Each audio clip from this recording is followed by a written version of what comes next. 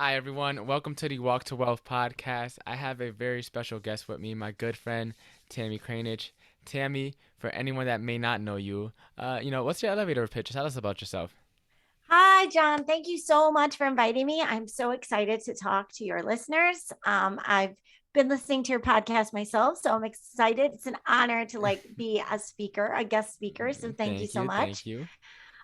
So I've been a loan officer in the mortgage business since 2002. I'm going to celebrate my 20th year this year. So it's kind of crazy to think I've been doing it for that long. So I've seen the market change many times. Um, and basically, what I've learned over the years is what makes me different than any lender is that I specialize in helping my clients integrate their mortgage into their long and short term financial goals. A lot of people think that a mortgage is just about the interest rate and it's a fix and forget, and you don't have to think about it anymore, but it's not. There's so much more to a mortgage that people don't realize. Oh, And what I do is I help them manage their cash flow and equity position because at the end of the day, manage having a payment you can afford and having an equity position so that you're not underwater are the two most mhm. important things when it comes to owning a house. Definitely. Okay, and tell us a little bit about your walk to wealth. What got you into the mortgage industry? How has that, benefited your life on your personal financial end? And I talk a little bit more too about, this past, was it spring? You went to the presidential retreat. Not so sure as to like the specifics, but I know you have to originate a lot of loans to get invited to that. So, tell us a little bit about your entire walk. How'd you get here? Okay. So in 2002, it was summer and I got laid Mm-hmm. off from my corporate job. It was the best day of my life because I realized very quickly I did not like being a secretary. No offense to secretaries, I just wasn't a good one. Um, and I got laid off from that job. And that summer, I decided I was just going to take the time to figure out what I wanted to be when I grow up. I was 27 at the time. I had done retail, I had done medicine, now I was in corporate, and I really didn't know where I wanted to go. I was thinking I would go back to school, and I was just kind of taking like some odd jobs. A friend of mine was, she was going to be out of her corporate job for 2 weeks. She was a receptionist at a company. Mm-hmm. And she had asked me if I wanted to cover for her while she was on vacation. So for the 2 weeks, I would just go to work every day and cover the receptionist job and do her job for her while she was gone. So I was like, okay, this is great. It was a commercial real estate company. And I thought, okay, well, this will be good. Oh, I don't understand commercial real estate. And Mm-hmm. everyone used to always tell me I'd be great as a real estate agent. So I'm like, okay. So I met one of the owners, his girlfriend. Okay. She introduced me to the mortgage business. And she said to me, why don't you get into the mortgage business? And I was like, I don't really know if that's going to be for me. I really don't know what a mortgage is. I don't know how to spell mortgage. And if I back up even prior to that, a friend of mine around the same time had just gotten into the mortgage business. And he had also said to me, you should get into the mortgage business. And I was like, I don't really know what a mortgage is. So after that conversation with her, she kind of started her own company and she asked me if I wanted to come and work with her. And, she would show me how to do everything I needed to do. It was quite the experience, to say the least. She Mm-hmm. basically had me doing all kinds of grunt work. Every piece of grunt work you can imagine, getting her coffee, running to the store, making photocopies. But I knew there was something about it. So now, fast forward a bunch of years, I got into the business in the middle of a refi boom, very similar to what we just came out of. Mm-hmm. And I was almost one of those casualties because the refis dried up very quickly. So now it was like 2005. The refis dried up very quickly, but the purchase market was still pretty hot. Yeah. So I was in a bunch of different jobs. I had worked in a broker shop for the earliest part of my career. I worked with brokers. Then I had worked in a call center. And then I finally ended up in a real estate office. And 2006, I started working in a real estate office and I really got to understand how real estate agents think. I really got to understand my value as being in a real estate office. And I started to understand that real estate agents really, they needed me. Yeah. Because there's so many people out there that don't really know what they're doing. They're just collecting a check, and it's very transactional. So I really started to make my niche market real estate agents. And I didn't want to do presentations to talk about underwriting guidelines and just spew off a bunch of underwriting guidelines, but I wanted to actually help them sell more real estate. Yeah. So my mantra became, okay, this is mortgage news and information you can use to sell more real estate. And I've used that down to this day. Anytime I give a presentation to a real estate office, it's about, okay, here are all the guidelines, but who cares? How is it going to help you guys sell more homes? How is it going to help you help your buyers understand what is going on in this market? So I've positioned myself to be, I don't like to be looked at as a vendor, but more as a real estate partner, someone that's going to help you win deals, save deals, and close more deals and help more families. Exactly. And that's why we're here for, to help families get into homes. And you touched on something a little bit that I honestly did not plan to talk about, but since you went over it, you said that you help people think of mortgage more than just the interest rate, but help them picture it in terms of like their entire financial plan. So let's start there. You know, how do you go about doing that? Because for me personally as well, I don't know the most about mortgages. I do know a little bit just because, you know, I'm now in the actual industry. So it's like it's like something you have to know about, honestly, to be in the space. But for the most part, for me, like I think of mortgage rates for the most part just the interest rate. That's like the most important factor. I don't really think of it as to how it could play into your overall financial picture unless I'm thinking about investing. Right. Okay. This is a great question because so a lot of people think it's just about the pretty interest rate, but there's so much more to it than that. The wrong interest rate the lowest interest rate in the wrong mortgage product can cost you a lot of money. It really comes down to your payment. So, so what I do a lot of times, most cases, I am the first financial person anyone has ever spoken to.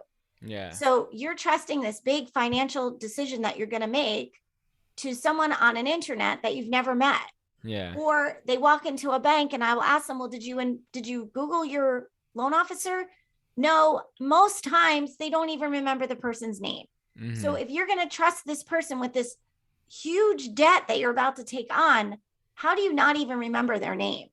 So I'm on a mission to help people understand. So when I say integrate it into your long and short-term financial goals, I like to partner to make sure it's going to fit in. Are you a first time? Most people move every 5 to 7 years. They make a decision on their mortgage every 3 to 5 years. And life happens.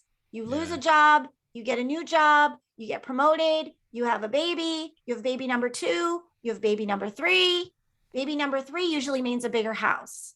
You get married, you get divorced, you're starting a family, your family's moving on. So all these life changes fit into what your kind of mortgage you want. What really got me on this role is I had a client. I remember their names perfectly clear. They were my most favorite clients. And he came to me and said to me, my son is going to be a doctor. He wants to go to Cornell. I need to pay this mortgage off before he graduates high school, or before he graduates his first 4 year of school so I can pay for Cornell. So at that time, his son was only like 10 or 11 years old. So we had to work out a plan so that he can get a 30-year mortgage so that he had the most flexible payment. And then he was going to aggressively pay it off. And we went through, and every year when we did our mortgage review, we were able to say, okay, I'm on target. All right, this is good. All right, let me double up on payments. Okay, this is good. Now I don't have to make as many payments. So he was able to do it. And I'm happy to tell you that when his son finally did graduate high school, actually a little bit earlier than college, they were able to pay the mortgage off. So it's looking at it. And there's a lot of people who say that they can do this on our own.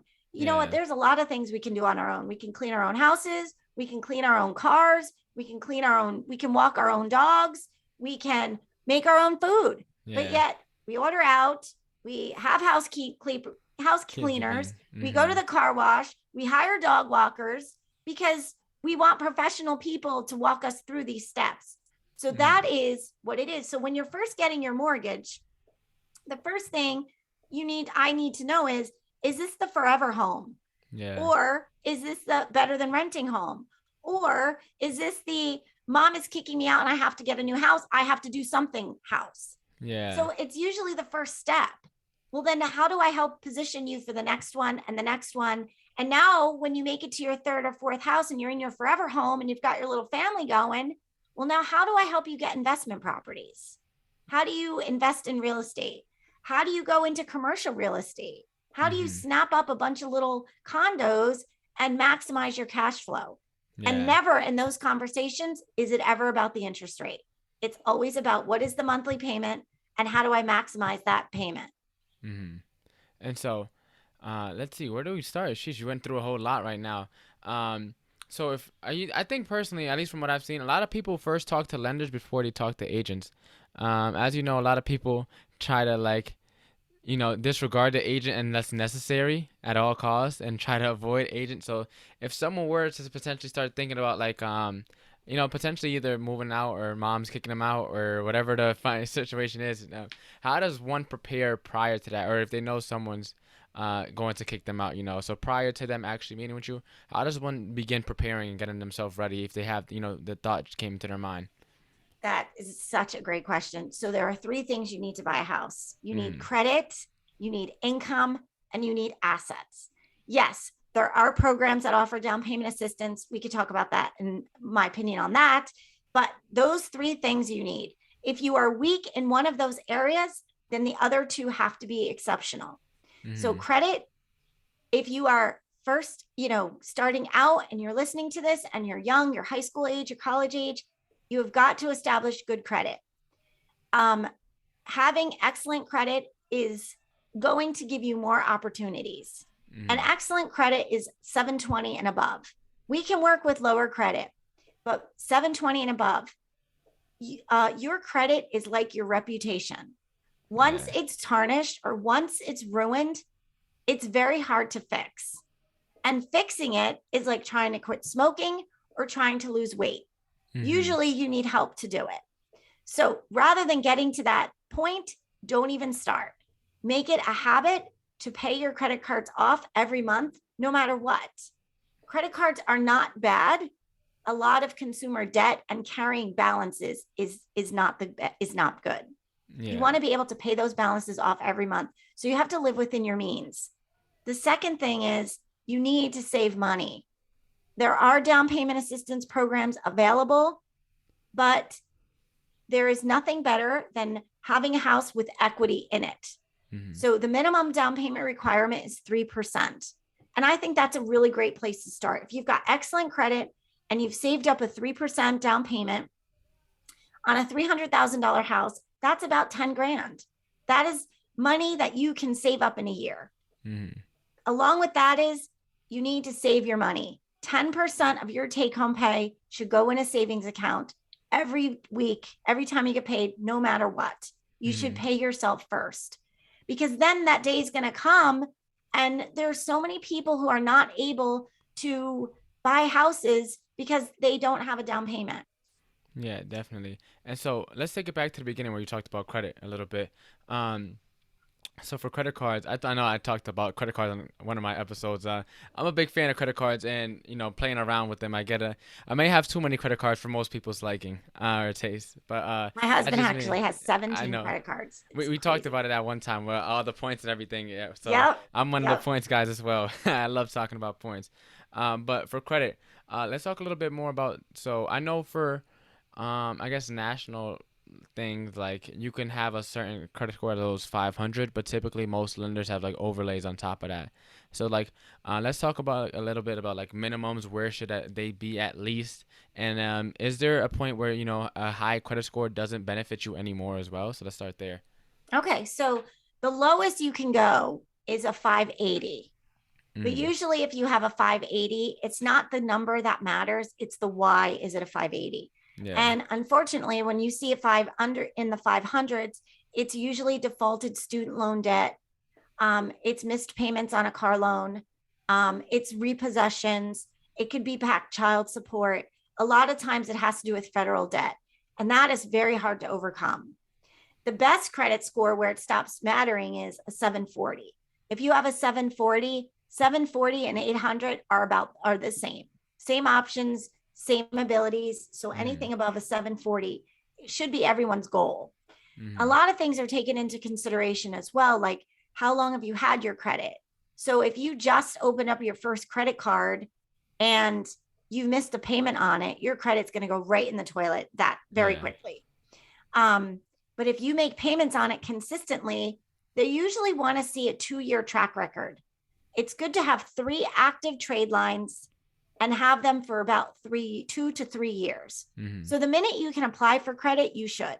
And my husband's a big fan of points. We have enough points to fly for the rest of our lives, probably never pay a dime. So he's a big fan. But you need to be able to manage that. He could probably be a good guest for you talking about that. But yeah, definitely. As far as, and people think if they make the minimum payment that that's okay. But what you're doing is you're racking up a ton of interest. Yeah. And then life happens and then you lose your job and now you can't pay that credit card. So if you're going to apply for credit, you're looking at the long game. So you want to have at least 3 active trade lines, maybe a car loan, a credit, like a store card, and then a Visa or a MasterCard. And you use it, pay it off, use it, pay it off, use it, pay it off. If it's the choice between eating or paying your car payment, you need to pay your car payment. You're not going to die if you miss 2 or 3 meals. So you need to make your car payment. And then that is going to quickly give you excellent credit and give you the ability to buy a house when you're ready. And so for credit cards, I just want to make a quick disclaimer. Although we are talking about points and miles, it is a game, and just like any game, it can get addicting, and you can find yourself getting screwed over extremely quickly if you don't play the game right. 100%. And I know nothing about this points game, just that we use them. Yeah, exactly. Okay, so that's a good place to start. And then now let's get into income a little bit. So most of my audience obviously is like a lot of the younger generation. How much income would they need about to at least start aiming for, so that, they could probably qualify for a loan? Because, home prices here in this area are pretty expensive. So, like, if we're looking at what condos on average go around for like 300 here in Stanford. So, like, how much would someone need for that about? So again, it depends on how much debt you're carrying. So, but your incomes, there's a couple of things to talk about with income. Number one, you want to at least have a 2-year job history. Now they do count school if you're in a professional. So if you're graduating nursing school and you get a job and become an RN, those are considered professional careers. Legal, if you graduate law school and now you're an attorney, you're a teacher, those are all considered professional careers, and they will count your schooling for those kind of careers as part of your training. What they don't like to see is that you've had 12 jobs. You were at Target, you were at Walmart, now you're at the gas station down the street, now you're here. They don't like to see job hopping when it's not the same line of work. So if you went from FedEx and you were at FedEx for a year and now you're at UPS for a year, it's the same line of work. Yeah. If you were an airline pilot for Delta and now you're an airline pilot for Southwest, that's okay. You're still an airline pilot. So they're looking to see, are you in the same career? So you want to stay in the same line of work for at least 2 years. Couple of things to that. This younger generation is all about being self-employed, making money, creating wealth, like your podcast shows. You have to be self-employed for 2 years before your income can be counted. And they're looking to average your income. So what happens with a lot of self-employed buyers is they don't want to show all the money that they made because they don't want to pay the taxes. Yeah. It's understandable. But if you don't show, if you tell the IRS you only made $20,000, then that's all we can count as income. So when you're self-employed and you're trying to buy a new house and you're trying to avoid paying taxes, it doesn't connect. So either you pay your taxes and be grateful that you have a self-employed job that allows you to pay taxes, or you can't buy a house. So That's the one thing about being self-employed. Another thing is a lot of people have a side hustle. So they'll have their regular full-time job, but then they also have a side hustle. They're a tutor, they coach on the side, they do all these side hustles. That's great. But if your side hustle shows negative income, that negative income is going to affect your regular job. So you want to make sure you're always showing positive income when it comes time to buy a house. Okay. And then your question was about how much do you need? Yeah. So let's assume, Generally, because most people on average, sorry for interrupting, at least according yeah. to NAR, if I'm not mistaken, I read the report about home buyers and sellers, and it said on average most people carry about like 30,000 in college loans. About so using that number to buy a $300,000 condo, assuming they have no other debts, um, how does that look like numbers wise? So if you're counting, if you've got $30,000 in debt, we're going to have to count about $150 a month as your monthly obligation. So even if the payment's in deferment, Mm-hmm. if you're not making payments, we have to count a percentage. Okay. There's a couple of different, either it's a 0.5% of the balance or it's 1% of the balance, depending on the program you're in. Mm-hmm. So if you're doing $30,000, that's That's 300. $150 we have to count right as part of your monthly debt. And Mm-hmm. then throw on a $500 or $600 car payment, that counts. So Mm-hmm. now you're chipping away at to what you can afford. Yeah. You usually need in this area, if you're making about $60,000 to $70,000 and you have an average, I don't want to say normal, but like a $300 car payment, Yeah. and you're carrying a small student loan debt, usually 60 to 75,000 is the number that you're going to need to make that Mm-hmm. work. But that depends again on how much debt you have. Yeah. So my thought on student loans is, I know a lot of people they take out these student loans, but when I was in school, I paid my student loans as I was going.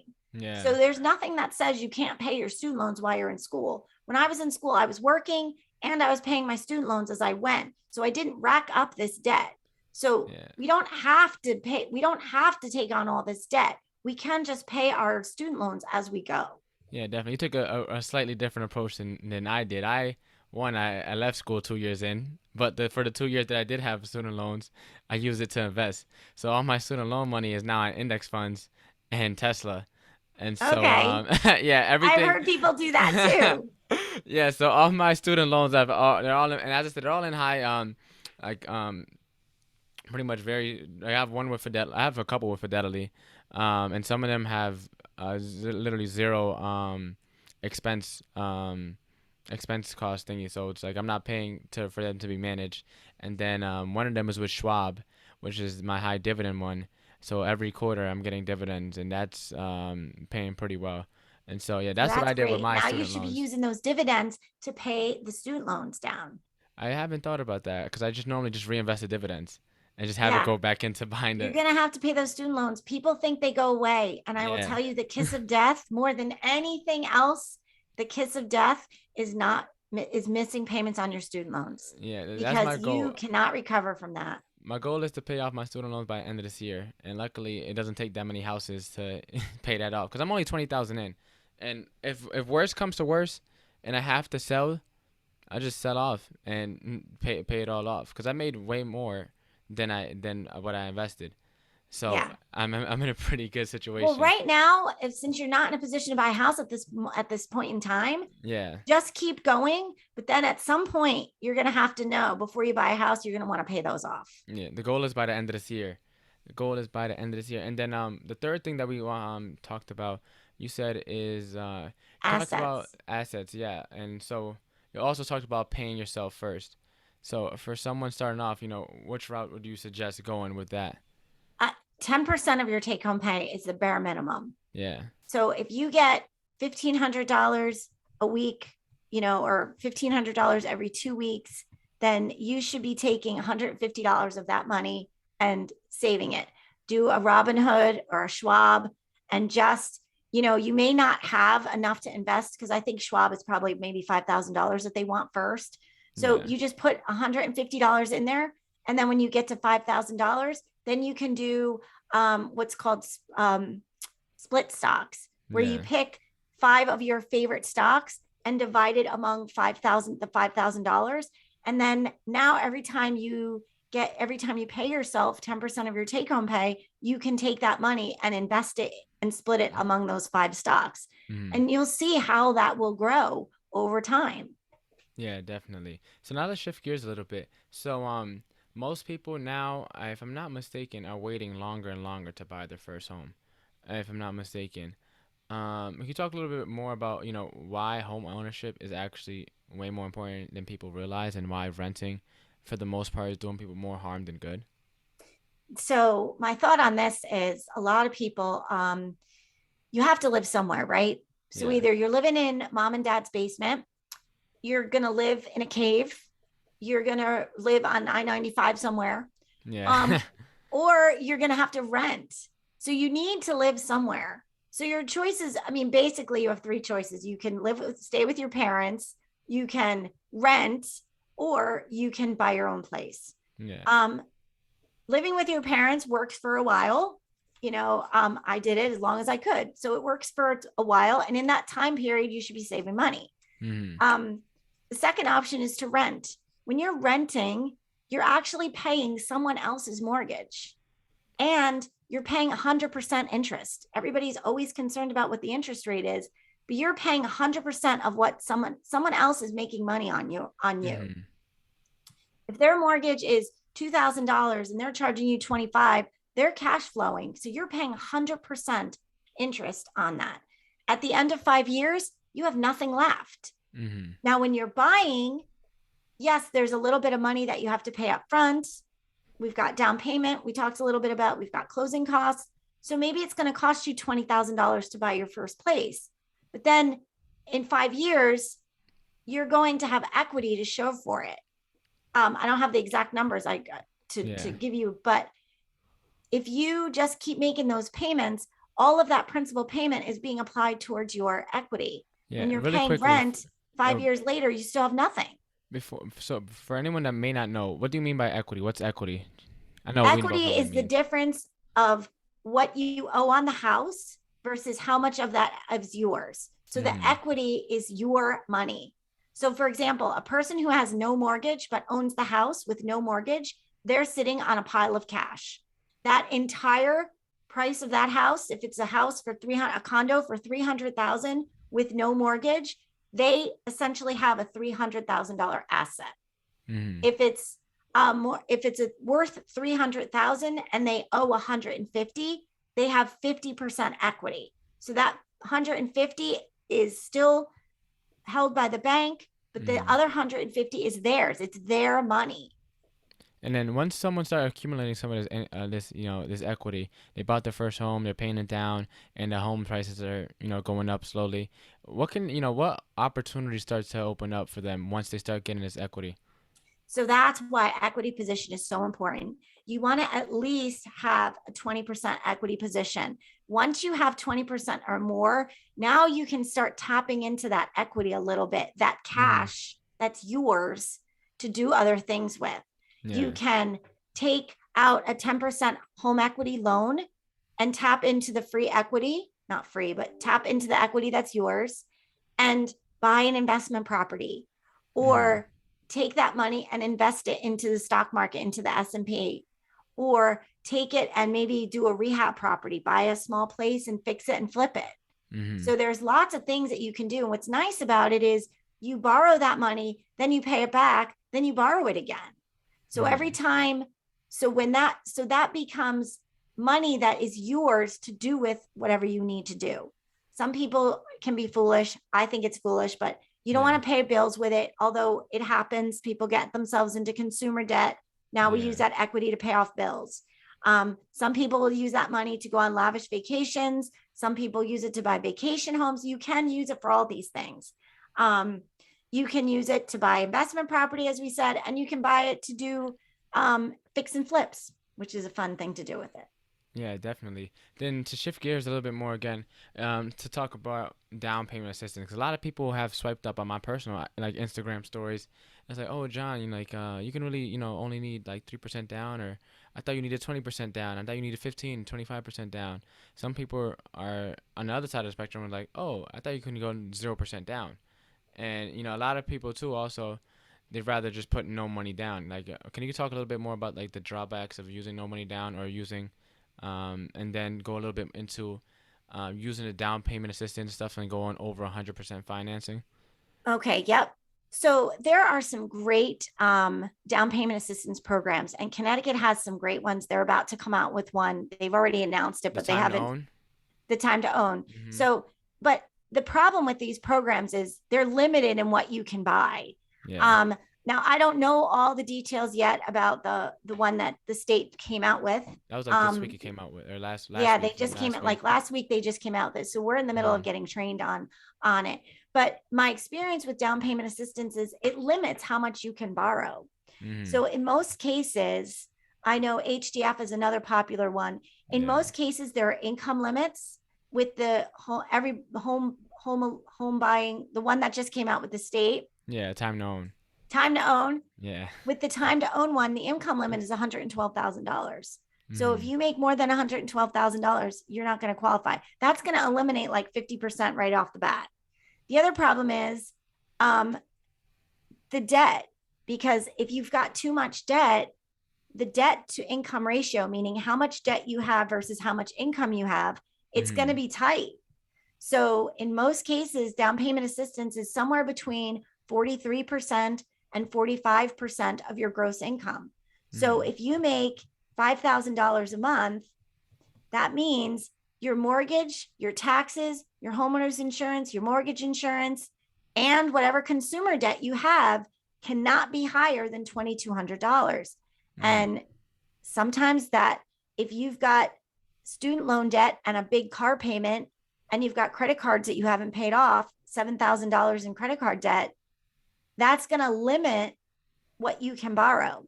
So these Yeah. programs are always intended well, um, but it's not always the best program for you.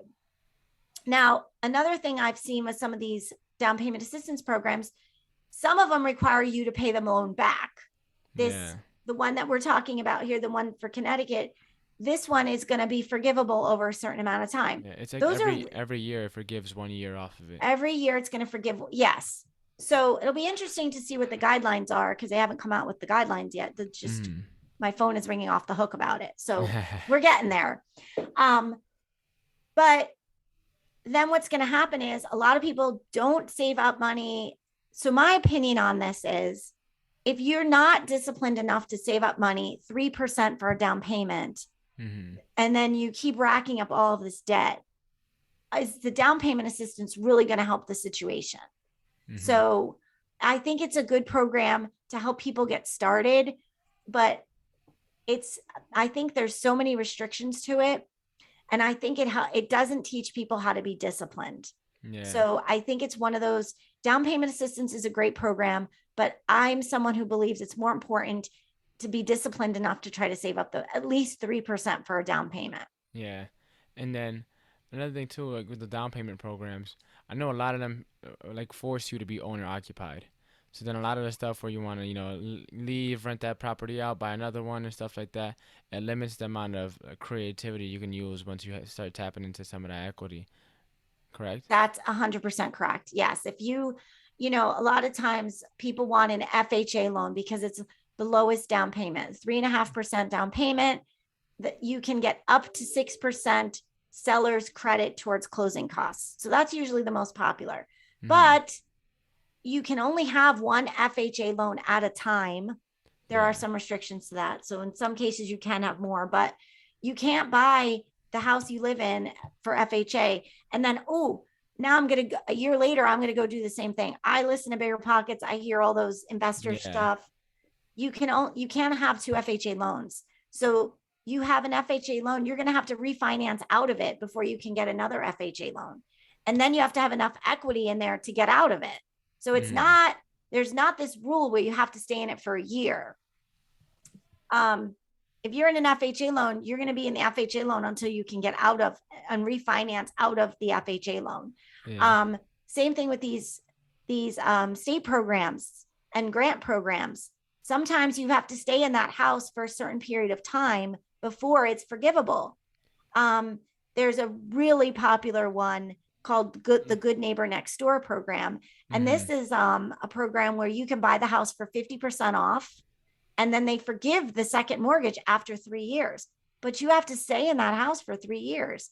And if some people think 3 years is not a long time, it's not a long time until it is. Yeah. Exactly. So I feel that you have the most options and the most opportunity when you can save up at least 3% and put a down payment. So let's go back to that bigger pocket stuff, because I listen to a lot of bigger pockets. So that's one thing I hear all the time is, you buy you buy a property, live in it for a year comes by, move out, start it over, do it again. So, can you break the bust some myths here and tell us Sure. what the reality is? Okay, so the first one they talk about is, oh, get an FHA loan, stay in it for a year, and then get another FHA loan. No, FHA will only allow you to have one FHA loan at a time. Yeah. And most of the times you guys are buying multifamilies. So if you buy a 3-family and, oh, I live in it, you maybe you did house hacked and you lived in it for a year. Now, a year later, you're going to try to buy another FHA house, another 3-family. That's going to be questioned by an underwriter. An underwriter is not, they hear the same stuff we do. They're not living in a box. Like, they don't live with their head in the sand. They know Bigger Pockets talks about this stuff. So that's now going to be an occupancy issue. So wait, you're going from a 3-family to another 3-family, and you're going to move into that 3-family. Mm-hmm. They're going to question that. It's going to have to mean something. Is it bigger? Is it closer to your job? Is it in a better neighborhood? These are all the things that are going to come up. Another thing I hear is, if you're going to buy a single family and that's your primary, and now you're going to buy a multifamily, no, that's not going to work, because in a banking underwriting guideline mind, that's going backwards.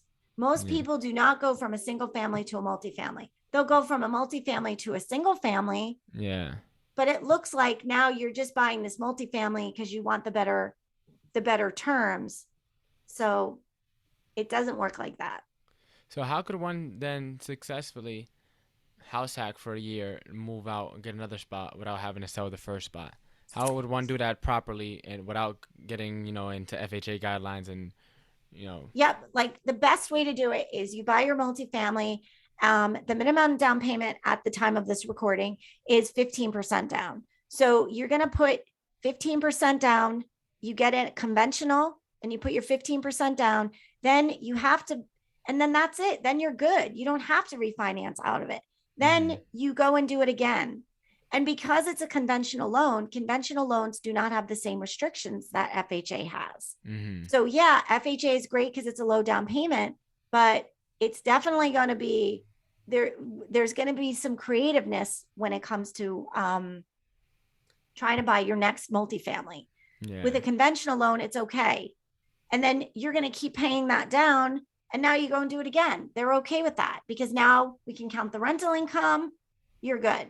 Yeah. If you're trying to go from a single family to a multifamily, that's not going to work. So in that case, just save up your 25% down payment. Maybe you can take some of the equity out of your current primary home and then put the down payment on the new home. Okay. That's another reason why 100% financing and down payment assistance isn't great. It's going to take you a really long time. If you've borrowed 105% of the house, it's going to take you a really long time to have enough money to get rid of the PMI and to be able to do the things that you wanted to. Yeah. So I say just save up the money and do it that way. Okay. And so for the FHA, to go back a little bit, for starting out, let's say someone wants to start off buying their first multifamily property. Most people don't, especially my age, don't have the money. But you said something about including the rental income. Can you break that down a little bit? How does that work? How does, how much? I believe it's 75%, right? Yes. So you can count I'll let you 70. Explain it. So if you're buying a 2-family, and you're going to have, a buddy is going to live in it, then you guys, that could be that's a great first property. So you live in it for a couple of years. Once you have 25% equity, you Mm. refinance out of it. And sometimes that happens fairly quickly, but Yeah. you got to have 15 to 25% equity in home. You refinance out of it. Now you take cash out and you could use the cash to buy the next property.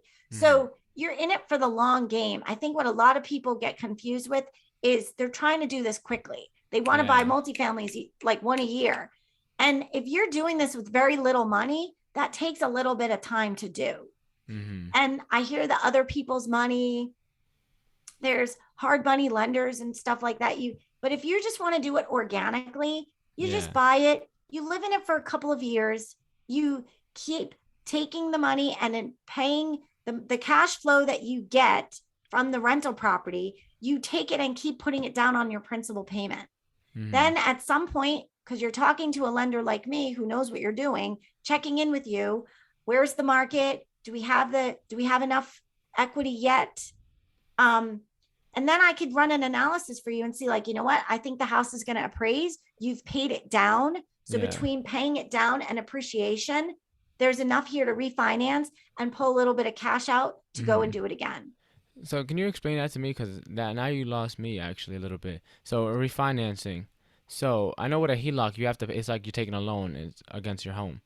Right. For a refinance, when you take the cash out, does that cash have to be paid back or it? So what happens is, so that's part of your equity. So what you're doing is you're redoing your loan. Yeah. So you're coming back to me and you're saying, okay, my my two family that I bought 3 years ago is Mm-hmm. now, I bought it for 250. It's now worth 350. And Yeah. I've been paying it down. I only owe 150. whatever, 150. Yeah. So now I want to refinance it. I want to remortgage it and I want to take the cash out. So now we Mm-hmm. remortgage the house. And now you take that, whatever the equity was, 15, 20,000, $30,000, Yeah. and that cash is yours. So now you're Um. making payments because now you have a new 30-year mortgage, but you now have $30,000 in cash. So Okay. now you take that money and invest it in the stock market, invest it into a piece of real estate, and Mm-hmm. now you start the process over again. So now the next property is going to be an investment property, Yeah. or it's going to be another three family, but now we've got to make sure we can prove that you're going to actually live there. Yeah. So, and then the cycle just continues to repeat. And so do you have to worry about occupancy when you're going with a conventional loan, or it's only FHA where you have to worry about occupancy? Both of them can be an issue, but FHA is more strict on their guidelines than conventional. Okay. And so what is the timeline with on a conventional mortgage? So let's say, me and my buddy, we got the first one and we went conventional. We saved up a little extra, waited a little longer, and we got the first duplex, right? 3 years passed, I said, we just refinanced like we were talking about, and now we have 30,000 cash to buy our next multifamily. From there, um, what would be the case? Like, would we be best then going conventional that time again, or FHA for Yeah, that I would time? recommend going conventional. FHA is only good if you're actually going to live there. So Okay. if it's your first time and you and your buddy are going to do this and for the long game, then Yeah. you could do the FHA loan, put the 3.5% down, live in it for a couple of years. But again, it's going to take you a while to get to that equity. Once you have the equity, then you refinance and you do it again. Now, if Mm-hmm. you save up the money, put the 15% down, you only, by law, you only have to live in the house for 1 year. But the reason people are trying to say that they're going to live in the house when they don't is because they don't want to have to pay the higher interest rate. Yeah. So when you start doing this a lot and you have like 3 or 4 properties under your belt, the interest rate is not the issue anymore. Now it's Yeah. about the cash flow. How much cash flow is each property generating for you? Okay. And that's what you're looking for. And is there any difference between how they underwrite duplexes, between how they underwrite 3 and 4 families? Because do they count the rental income for duplexes as well, or is it only three or So they four? do count the rental income. Okay. When it comes to 3 and 4 families, they want to make sure that the total rent for the property Yeah. equals the mortgage. So Okay. it's called a self-sufficiency test. So Okay. you have to make sure that all the rent would cover the mortgage if something were to happen. If it doesn't, Mm-hmm. that could be a problem when it comes to underwriting guidelines. So that's really, it gets into like, you've got to have reserves. You have to have like, as you start to gain more properties, you need Yeah. to have 2 months reserves per roof. So if Yeah. you have two families, you need to have 4 months reserves for those properties. So Okay. that's where kind of, and when you get into 3 and 4 family, it becomes a little bit more, sometimes like 6 months. Okay. And then so, oh yeah, so that's what I heard a while back ago. Cause I kind of thought of at least for a friend doing the 3 or 4 family using the rental income to qualify. Um, and they said that they needed 6 months for reserve. At least that was with FHA. I'm not sure if that's Yes. with It's with conventional. conventional too. Yep. You need Okay. to have 6 months reserves. And the reason that they're like this is because back in the day in 2008, Yeah. I know, anybody who's listening to this remembers the mortgage meltdown. Investors were buying property 100% financing. You could Yeah. get 100% financing, really good interest rates. And then what happened is when the crash happened and the tenants stopped paying their rent, the people just walked away from the houses. Yeah. So, as a result of that, it's now stricter and harder to do. They realize that you're trying to make a business out of this, and underwriting guidelines are just not going to make it easy to do. Mm-hmm. And then the last couple of things that I wanted to mention too is so you mentioned buying a house with a buddy. How's that process like going through underwriting, rather than or as to supposed to going on your own and going through underwriting? Like, what if you have a partner in this with you? Yeah, so I've done this a few times, and I always say when you're buying a house together, it's like getting married. I mean, it's trying to Mm-hmm. separate that out can be ugly. So Mm-hmm. whenever you're doing any kind of business relationship, whether it's buying a house or starting a business or a family, you want to know what your exit strategy is. You want Mm-hmm. to know if this dissolves or if this sells, how much is each person, like who gets what back if you are forced in a position to sell. If the friendship Mm-hmm. ends, one of you get married, or something happens, you want to know what is going to happen to that person's share. Like if something happened tragically and that person died, Yeah. what happens to the other half of that house? Does it go to you or does it go to their family? And if Yeah. that stuff is not written out ahead of time, it's a really hard way to find out. Yeah. Definitely. And so I had another question that literally just left my mind. Um, oh yeah, before we start wrapping things up, um, tell us why now is still a good time to buy. What's your thoughts on where we're headed? Just to, because you're an actual loan originator, so Yes, I'm in the everyone I'm in the talks. thick of it. Yeah, you're in the thick of it. You're ahead of all of us. So, what can you say to one agents and two, actually like regular people that are not professionals in the real estate industry, to ease the nerves? From your professional insight, what do you see going on, and break it down for us. So what we're seeing right now at the time of this recording is inflation is high, Yeah. and inflation is being, and to curb inflation, their Fed is raising the interest rates.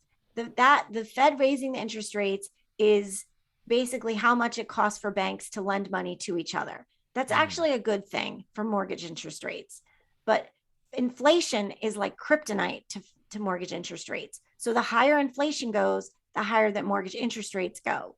They need to stop the spending. Mm-hmm. That's the first part. A lot of people ask me, I must get asked this 3 times a day. Are we headed for another housing bubble? A lot of people have a little PTSD from back in 2008 when the market crashed. And I could say confidently that we are not, based on data. So there's a couple of things to think of. Number one, the average first time homebuyer is in their 30s. Those people were born between 1987 and 1989, like 87 to 90. Mm-hmm. If you look at birth charts from those years, there was a birth explosion. So here we are 30 years later, and we have more first time home buyers than we have houses to sell them. Mm-hmm. Back in 2010, 2008, 2010, builders lost their shirt. And you can see a steady incline of building, building, building. And then all of a sudden, a drop, like an off the cliff drop. And the builders stopped building homes in 2010. So Mm-hmm. now here we are, all these 30-year-old, 30 somethings trying to buy a house, and not able to because there's no houses. So it's Mm. very simple supply and demand. The other thing that happened is very loose underwriting guidelines. I just told someone recently, back then, all you had to do was fog a mirror to buy a house. Today, we have tighter guidelines. You need to have a little bit of money. Your equity position is important. So most people, the average home buyer now has about 20% equity in their home. Mm. Whereas back then, like the landscaper, the nanny, the gardener, all those Yeah. people could get loans and not have to prove their income. So it's a lot.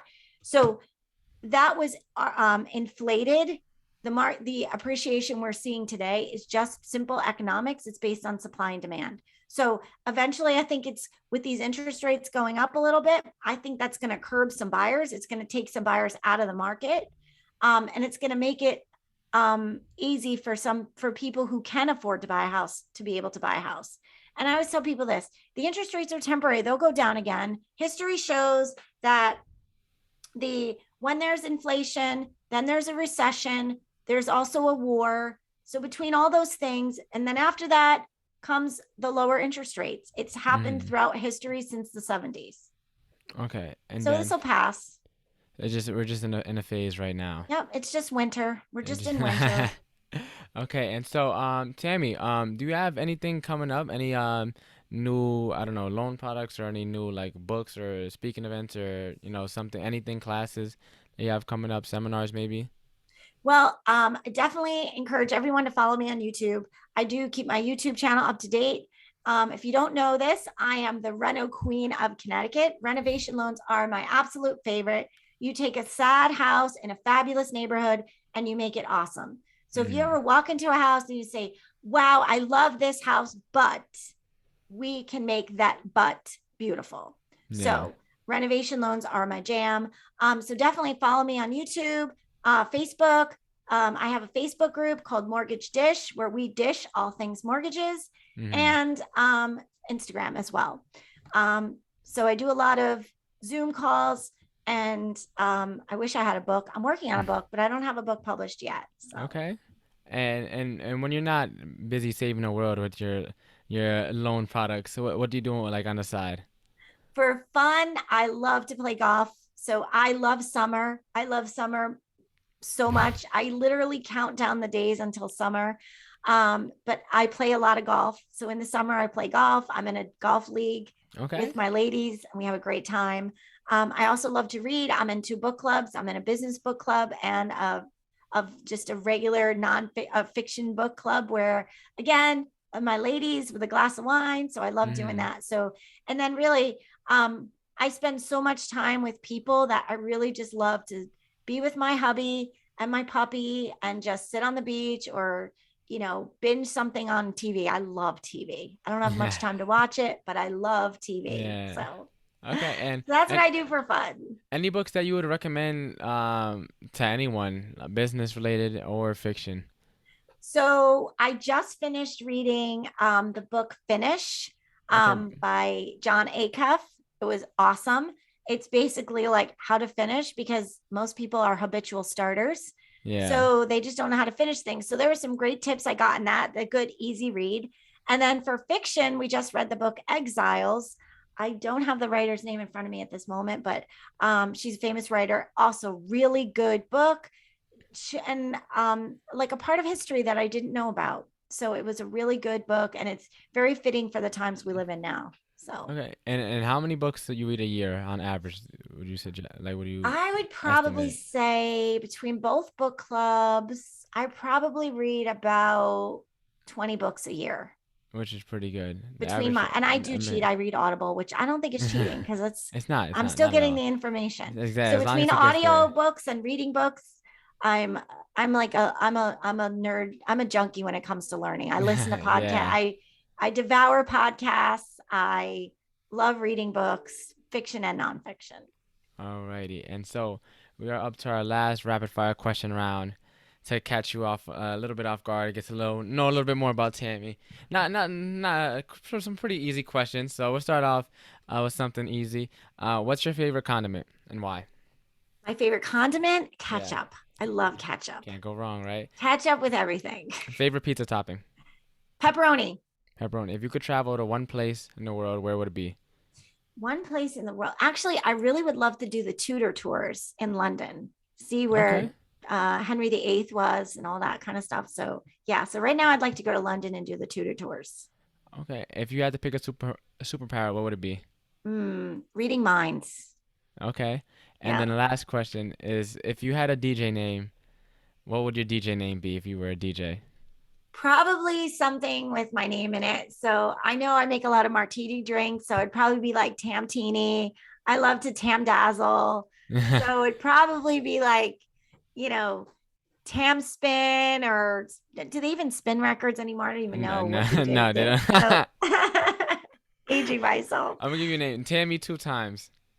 Tammy two times. DJ Tammy two That'll be times. my rapper name. That, well, alrighty, Tammy. That is pretty much it for the podcast. I want to thank you so much, for making it to the show and being my very first lender on the podcast. Super insightful. I know we got a little bit off topic, but it ended up being a great conversation. And I definitely learned a couple things, especially with the house hacking stuff and bigger pockets, because that investment community, it's they gave a lot of good information, but it's definitely missing a lot of pieces, and it's just like very catchy. And so I'm glad I was able to like get the actual breakdown into how the lending side of things and buying a property and moving to the next one, how that stuff works. Yeah. um And no offense to yeah. Brandon and all those guys at Bigger Pockets. Like I'm a fan, but just they probably need to interview a lender. Yeah, definitely. And I mean, hopefully they hear this one day. We definitely need to get once this blow up, they'll hear about it. But yeah, but for the most part, Tammy, again, thanks. It was a wonderful time having you on the podcast. And Thank you so yeah, much. It was my honor.